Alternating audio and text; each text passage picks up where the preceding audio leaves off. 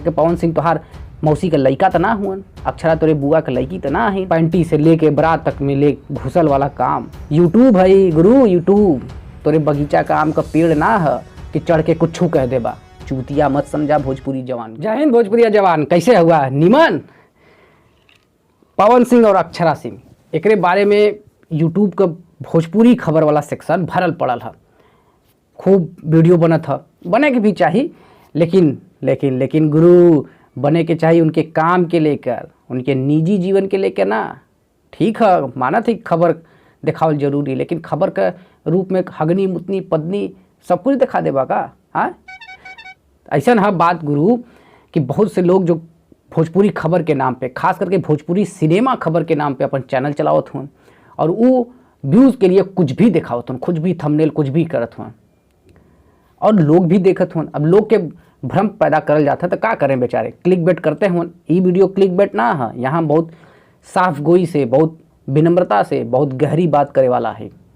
देखा, पवन सिंह के निजी जीवन में उनके पत्नी के लेकर का होता, ये खबर वाला विषय हो सकला, लेकिन उंगली करल ठीक ना है ना। काहे के पवन सिंह तोहार मौसी के लइका त ना हुअन, अक्षरा तोरे बुआ के लइकी त ना है, हाँ तोरे यार के मेहरारू त ना है कि उनके बारे में गपशप करबा। चकल्लस लेवल और खबर में अंतर होला गुरु।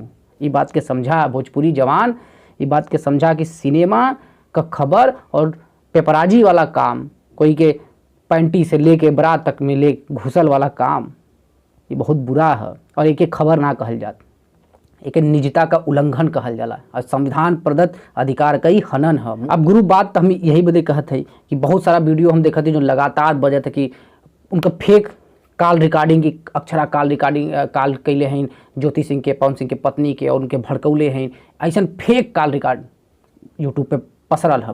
पवन सिंह के लेके कि तलाक हुई, मारत पीटत रहना, अबॉर्शन करना, का खबर है वो तो जनते हुआ, लेकिन खबर के कौने हिसाब से बांटल जाता, ये बड़ी चिंता का विषय है। और ये खबर के लेके वैसे ही गोदी मीडिया, तमाम तरह का मीडिया का प्रसंग चलते हैं यह भारत में, और ऊपर से इस यूट्यूब वाले जो हम एक माइक लगा लेते हुए, कैमरा ले लेते हुए और भोजपुरी सिनेमा के खबर के रूप में, न्यूज़ के रूप में कुछ भी चेप देते हुए, थंबनेल वीडियो बना के और लोग बाग व्यूज़ ज़्यादा देख के देख भी लेते हुए।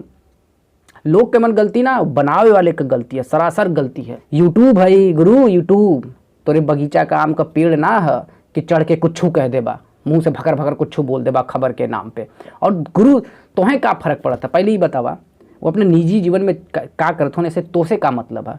तू अपने नून रोटी दाल प्याज में फसल हुआ, अपने चूल्हा चौकी में इतना मारी मारा हो कि दूसरे के जीवन में उंगली करत भी तोहें गवारा ना है। हाँ, तब उंगली कैले हुआ, अपने जीवन में खुद, अपने नून रोटी में खुद फसल हुआ तू, और दूसरे के जीवन में उंगली कैले हुआ।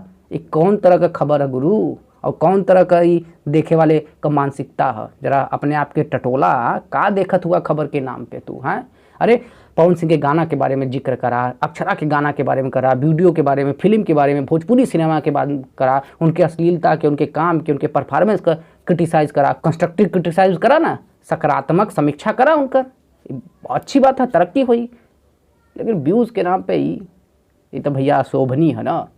बाकी तो लोगों का क्या विचार है कमेंट बॉक्स में जरूर बतावा। हम तो बस इतना ही कहबे छोट से वीडियो में कि खबर के नाम पे खबर ही देखा, ताकि भोजपुरी सिनेमा और उन्नत कर सके, बेहतर काम कर सके। ठीक है, खबर के नाम पे कुछ भी मत देखा, और बनावे वाले कभी हम कहते हैं कि भैया कुछ भी मत बनावा, चूतिया मत समझा भोजपुरी जवान के।